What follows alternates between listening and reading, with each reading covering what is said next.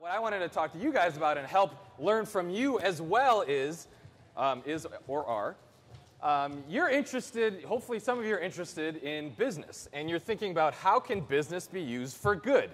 So we're going to talk about that a little bit. I'm going to give you 3 frames to think about how business can be used for good. Some of you are already doing this work. Some of you are thinking about how you can start that path. And then we'll do a little bit of activity so you can learn from what each other are interested in, because that's what this is all about, connecting. So the first frame I want to think about is, who exactly is your audience? So I'm from the University of Michigan. I run our Center for Social Impact, and we have this, our entire business school is centered around this idea of positive business. How can you use business for positive outcomes? And so the first frame I want to share with you is to think about potential business outcomes in 3 buckets. And I want you to think about, if you're a motivated person and you want to either start a business, join a business, or work for a business, which one of these buckets resonates the most with you? The first is traditional shareholder value. Now, that's a very positive business practice, because when you're in a business and creating a product or service, you're creating value in the world, and someone's paying for that value. And traditionally, business schools have taught that sort of business value, that dollar consumer exchange. And to grow a business like that is definitely, it helps our economy, it helps individuals. So traditional shareholder value or customer value. That's the first bucket. If you think that you're someone who really likes working on that, I'm going to eventually ask you to shift over here. All right? The second bucket is an internal focus.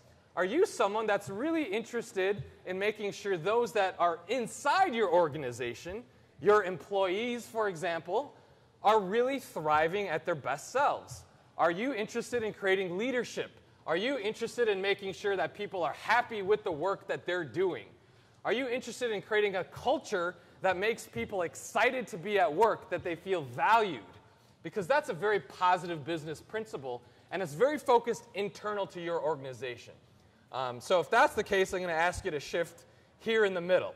So we have traditional shareholder value, we have internal focus, working with people, making them their best selves, and then the final frame is an external focus, where you're interested in people and the planet, that you want to be part of a business that isn't just focused on shareholder value, that isn't necessarily just making employees at their best, but is actually working to make others in the world, in your community, and your society better off, or that you're working to make sure our planet is better than it was yesterday, hopefully, because we know it's going in the other direction, unfortunately. All right, so these are 3 frames. They're not mutually exclusive, but which one resonates the most with you if you were to be a part of a business? Shareholder value, internal people development, or external people, society, and planet benefit? So let's reorg here a little bit. What resonates with you? Shareholder value, internal people, external society. If you're in a business, thank you for holding down the shareholder value. All right, there's some shifting. All right, we got a lot of traffic over here. You guys can come close. I'm not going to jump out at y'all. Get some room. Okay, great. So, because this is only 15 minutes, I'm not going to go into depth in this, but the idea here, I mean, this is fascinating just for me. Clearly, a lot of people are interested in this idea about society and the planet. Now, it's interesting, and we can do this follow-up afterwards for sure, is that business, in a structural sense, is not set up to do this in traditional business. In fact, if you're a public company, or in fact, a lot of companies in their bylaws, if a CEO, even if he believes this is important, if he says, I want our company to work for the planet and society, he could lose his job or she could lose her chairmanship, because a lot of businesses have to only or primarily focus on this. So that's one of many legal hurdles in a business perspective. So I want to shift to a second frame, and I want you guys to start getting to know each other as well, because this is what this is all about. All right. So the second frame, the first was who are you serving, or who's your audience? The second frame is how do you structure your organization? So how is the structure of your organization affect the way that you think about doing good.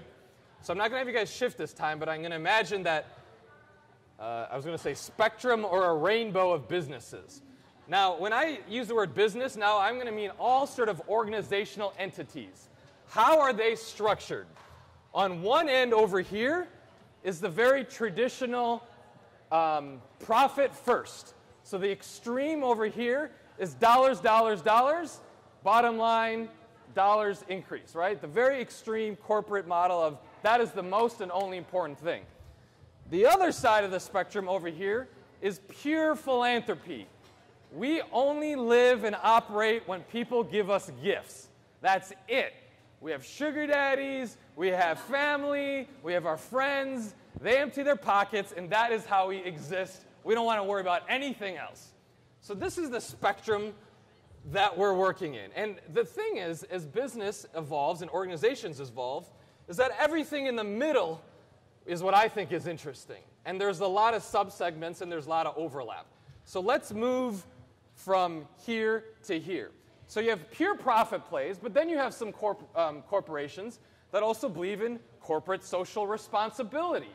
So that's a step on the spectrum that says, you know what, we do care a little bit, or a lot, maybe they say one thing or the other, but we care about the planet, we care about people, we care about our supply chain, and they have some initiatives to demonstrate how as they're pursuing profits, they're also keeping an eye out for some of that other good stuff, right? It's not quite all the way here, but it's a step in the other direction, right? And then some companies, you can take it another step, really go into direct engagement. They might create a foundation. They might have arms of their business that are very directly engaging with society. So that's another example of a step of how a business can get even more engaged in the business for good. All right, let's go back to this end, and we're going to meet in the middle because that's what's exciting. All right, now you're over here with the bleeding hearts. I only work off of dollars. I need my mom to give me 20 more bucks just so I can pay rent tomorrow. And that model is over here. And we have some that actually work with that really well. Some people get very large donors and can operate forever. But some nonprofits who use that philanthropy model have shifted and said, you know what, we're not only going to do pure play donors, but we're going to get more of a diverse, as you've heard, diverse revenue. We're going to get grants. We're going to get some revenue through our operations, right? So that's that step, just one step away from philanthropy. Take it even another step, and there's nonprofits that say, we want to create a for-profit subsidiary, or we want to create a definite revenue-generating arm of our nonprofit that may or may not be directly aligned with our mission. All right, so these are some of the nuances that you can think about. So they can create a consistent revenue stream and help fuel their mission portion of their work. So again, shifting along the spectrum. And then we meet here in the middle. And this is where actually a lot of folks, earlier today we had the B Corps folks. They're one of many examples of hybrid organizations, social enterprises, those that have taken the best or maybe the worst sometimes, depending on who you talk to, of both sides of the spectrum, and they've said, let's create an entity here in the middle. Let's take revenue generation, let's take doing work for good, let's take shareholder input, but let's also bring efficiencies to the table. And there's a lot of emerging models right here in the middle to then accomplish what we were trying to do on the first step, which is let's serve our employees better, right? Let's serve the planet better. Let's be more efficient to our stakeholders, or let's actually increase profit but serve customers that want to pay more because they know we're doing good things. So again, a lot of different frames. So quick recap, and then we'll go to the third frame. So that first was, who are your audiences? Is it your shareholders and your customers? Or what motivates you the most? Is it those folks? Is it your internal employees? I want to create a great workforce where people are at their best self. Or is it the people on the planet? And then we talked about, what is the frame? How are you going to structure your organization? Where on the spectrum do you lie? Are you going to create an organization or join one that is a completely profit play? Are you going to join or create an organization that's completely a philanthropy play? Or are you going to figure out somewhere on the spectrum where you can balance things? And it's exciting because it's the millennial generation that's going to define this space. Because the business and the legal and the government, everyone's fighting about what these things mean. And it's a lot of the entrepreneurs and some of the innovators that are pushing these ideas and creating change here in the middle.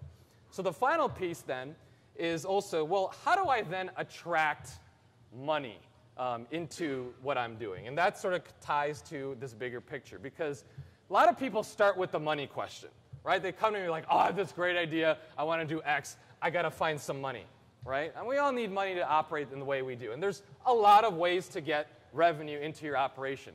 But think about those first two frames for your current organization or the one you want to start, and then think about how and what types of money can I get? Because on the revenue spectrum, that's another spectrum. There's a lot of ways you can get dollars into your organization. You can ask for gifts. You can get grants. There's traditional philanthropy. Then there's also, on the other side of the spectrum, there's high-return venture capital. With social entrepreneurship, venture capital is very, very, very small. It's less than 0.5%. In fact, in traditional business, venture capital is less than 2% of the money that's invested in there. So don't spend all your time thinking, I have a great social enterprise idea and I got to go after venture capital, because there's a spectrum.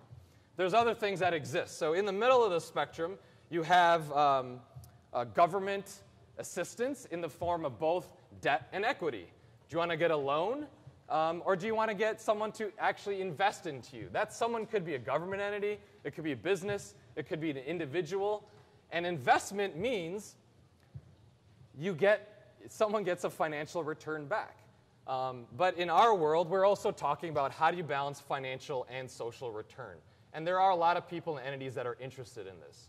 But other forms of investing could be crowdfunding. It could be lending, traditional lending, non-traditional lending. So a lot of the space in the middle here of impact investing, it really aligns to what you want to do. At the end of the day, it's very hard to look at a company or look at a brand and be able to answer the question, is this company good?